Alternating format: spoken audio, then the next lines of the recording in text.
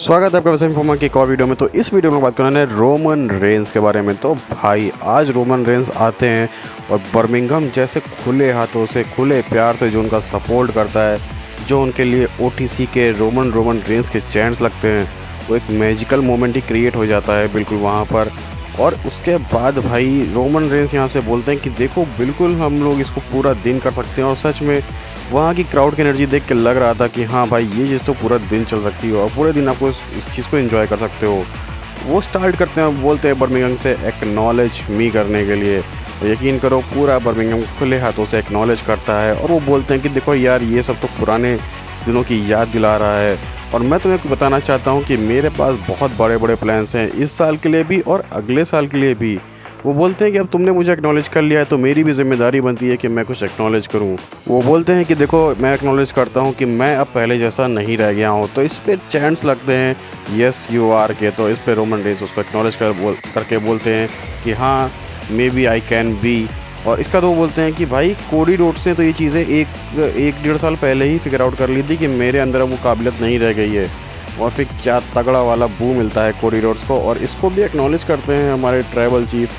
वो बोलते हैं इंटरेस्टिंग है ये चीज़। तो फिर वो आते हैं सेथ रॉलिंस पे। वो बोलते हैं अब सेथ रॉलिंस जो है, जो अपने आप को क्या कहता है, विजन कहता है ना, अब उसकी बात करते हैं। उसने भी ये चीज़ें कहीं ना कहीं प्रेडिक्ट कर ली थी। तो उसने क्या किया, उसने मुझसे सब कुछ धीरे धीरे छीन लिया है। उसने मेरे से मेरी ब्लड लाइन में सब कुछ छीन लिया। और जैसे ही वो ब्लड लाइन की बात करते हैं तभी यीट के नारे लग रहे होते हैं। और जैसे ही यीट के चैंट्स लगते हैं रोमन रेंस यहाँ से सीधे सीधे क्लियर करते हैं कि भाई देखो अगर तुम्हें लगता है ना कि जेउसो फैटल 4 मैच में क्यों है, तो भाई उसने हमारा मैच जीता था, उसने पिनफॉल किया था, तो वो डिज़र्व करता है मेरे से ज़्यादा कि वो इस मैच को लड़े। और देखो यार आज ये उसका टाइम है और आगे जाने वाले टाइम में मेरा टाइम भी आने वाला है। तो यहाँ कहीं ना कहीं हमें हिंट मिल चुका है कि आगे शायद एक टाइटल रन अभी और बाकी है रोमन रेंस का तगड़ा वाला। और इसके बाद भाई वो आते हैं सीधे सीधे अपने सेथ रॉलिंस के साथ पंगे पे। वो बोलते हैं देखो उन्होंने मेरा वाइस मैन, मेरा सब कुछ ले लिया, मेरे टाइटल्स ले लिए, अब उनके पास अगर कुछ नहीं बचा तो वो चीज़ें धीरे धीरे ढूंढने लगे हैं कि वो मुझसे क्या ले सकते हैं। और इसी वजह से अब मैं आया हूँ ब्रॉन्सन रीड के पास। तो यानी कि यहाँ पे बहुत ही अच्छे से मैं कहूँगा यहाँ से फिट किया जा रहा है कि भाई शूज़ क्यों चुराए जा रहे हैं, क्योंकि अब भाई ऑनेस्टली रोमन रेंस से छीनने के लिए उनके पास कुछ बचा नहीं है। तो ये जो डाला गया ना एंगल, ये अच्छा डाला गया। और तभी आ जाते हैं पॉल हेमन। और पॉल हेमन जैसे ही वो आते हैं, आप जानते हो अपना कैच फ्रेज बोलते हैं कि my name is Paul Heyman. तो थोड़ा पहले ही बोल देता है क्राउड, तो बोलते हैं कि नहीं पहले मैं बोलूँगा फिर तुम बोलो। तो पॉल हेमन जो छोटे छोटे एलिमेंट्स ऐड करते हैं ना, इनको देख के तो मज़ा आ जाता है। इसके बाद पॉल हेमन बोलते हैं कि देखो मैं यहाँ खड़ा हूँ उस गैंगस्टर के साथ जो कि यहाँ बर्मिंघम में अपीयर हुआ है after Peaky blinders. Peaky blinders को भी यहाँ रेफरेंस में ले लिया जाता है। और आगे वो बोलते हैं कि देखो जब 5 साल पहले ना, जब मैं तुम्हारा as a wise man connect हुआ था और हम दोनों ने मिलकर, हम इस डुओ ने मिलकर इस पूरी इंडस्ट्री को चेंज कर दिया था, लेकिन आज क्या है, आज देखो आज तुम्हारे साथ कोई नहीं है, तुम अकेले खड़े हो। तभी ओटीसी के चैंट्स लग रहे होते हैं और फिर चैंट्स लगना चालू होते हैं रोमन रेंस के। तो इस पर पॉल हेमन ब्रॉन्सन रीड करके गाने लगते हैं। तो मैं कहूँगा पॉल हेमन काफ़ी अच्छे से जवाब देने वाले हैं बंदे, मतलब जो अच्छे से क्राउड को झेल लेते हैं।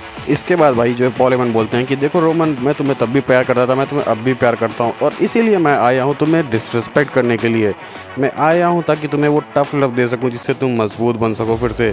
लेकिन क्लैश इन पेरिस में मैं अकेला काफ़ी नहीं होगा जो तुम्हें टफ लव दे सके, लेकिन ब्रॉन्सन रीड वो चीज़ ज़रूर कर सकता है। और इसके बाद रोमन रेंस का मूड खराब होता है। वो बोलते हैं सुनो डम्बैस, उन्होंने डम्बैस तो बिल्कुल नाम ही रख दिया है। और उसके बाद वो बोलते हैं कि भाई देखो कैश इन पेरिस में यू कैन किस माई एस, क्योंकि मैं इसका पिछवाड़ा तोड़ने वाला हूँ।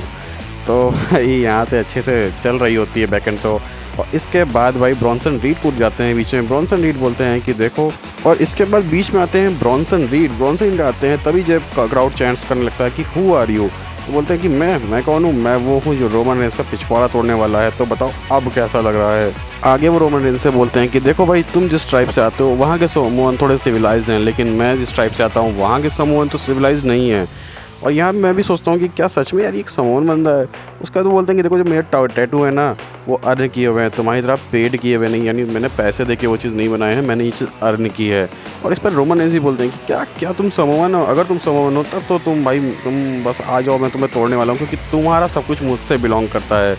और इसका तो वो बोलते हैं कि भाई देखो सीधी बात है, अब मैं तुम्हें एक ऑफ़र देता हूँ कि तुम चुपचाप यहाँ पर रिंग में आ जाओ, मेरे शूज़ वापस करो मेरा टाइम जो तुमने ख़राब किया है और इन लोग का टाइम जो ख़राब किया है उसके लिए अपॉलॉजी मांग लो और तब मैं तुम्हें छोड़ दूँगा। और इसके बाद भाई ब्रॉन्सन रीड तो यहाँ से गर्म हो जाते हैं, बोलते हैं देखो मैं अगर वहाँ आया तो मैं बिल्कुल तुम्हें मजबूर कर दूँगा कि तुम एक्नॉलेज करो अपने ट्राइबल थीफ को। और इसके बाद रोमन रेंस बोलते हैं कि हाँ हाँ बिल्कुल तुम यहाँ नहीं आने वाले हो क्योंकि मैं तुम्हारे पास आ रहा हूँ।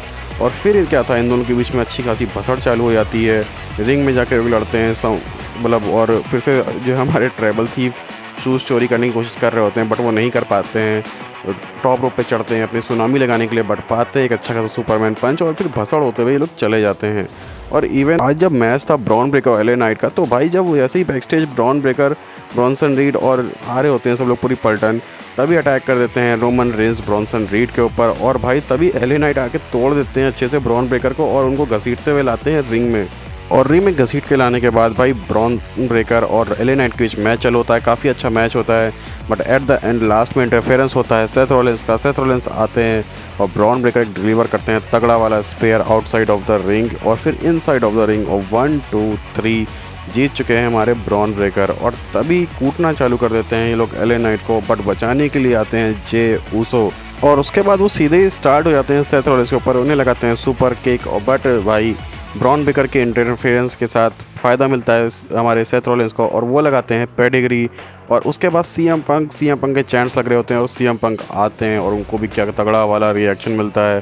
तो लोग उनके नाम के उनका पूरा गाना गा रहे होते हैं और ब्रॉन ब्रेकर जाते हैं बाहर उनको रोकने के लिए, बट उनको पोल में लड़ाकर सीएम पंक सीधा आते हैं अंदर। और इन दोनों महान राइवल्स के बीच में, या मैं कहूँगा बहुत ही ओल्ड राइवल्स के बीच में एक वो ब्लोज एक्सचेंज होने लगते हैं। और उसके बाद भाई क्या होता है कि मतलब सेथ रॉलिंस को यहाँ से भागना पड़ जाता है। लेकिन फिर से भसड़ मैन और फालतू में उंगली करने वाला मैन एलए नाइट क्या करते हैं, वो फिर से सीएम पंक के पीछे पड़ जाते हैं कि तुम क्यों आए, ये है वो है। तो इन लोग के बीच में थोड़ा सा तनातनी मच जाती है और जे उसको सुलझा रहे होते हैं। बट एलए नाइट भाई जे उसो को भी धक्का दे देते हैं और लगाने जा रहे होते हैं वो सीएम पंक को बीएफटी। बट हमारे सीएम पंक देते हैं धक्का और जे उसो जाके लड़ते हैं उनके साथ। और भाई उसके बाद तो यहाँ माहौल गर्म हो जाता है और ब्रॉन ब्रेकर को सेथ रॉलिंस रोकते हैं कि रुको रुको रुको, देखो ये दोनों लड़ रहे हैं। तो ये कहीं ना कहीं बहुत ही प्यारी इक्वेशन बन रही है और कहीं ना कहीं यही रीज़न होगा कि सेथ रॉलिंस रिटेन करेंगे इस चैम्पियनशिप को भी।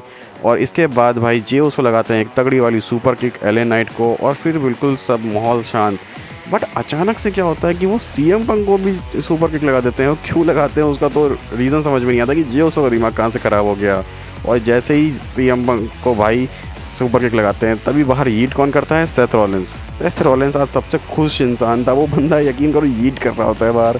और भाई यहाँ से सेगमेंट तो ख़त्म हो जाता है लेकिन मज़े पूरे आ जाते हैं भाई। और मैं कहूँगा ये इस स्टोरी लाइन में दम डाल दिया WWE ने। बाकी आप बताओ कमेंट सेक्शन में आपको ये फाइनल 4-वे मैच का कितना इंतज़ार है, बताइए कमेंट सेक्शन में। और लाइक शेयर सब्सक्राइब करिए चैनल को। मिलते हैं नेक्स्ट वीडियो में, तब तक के लिए गुड बाय।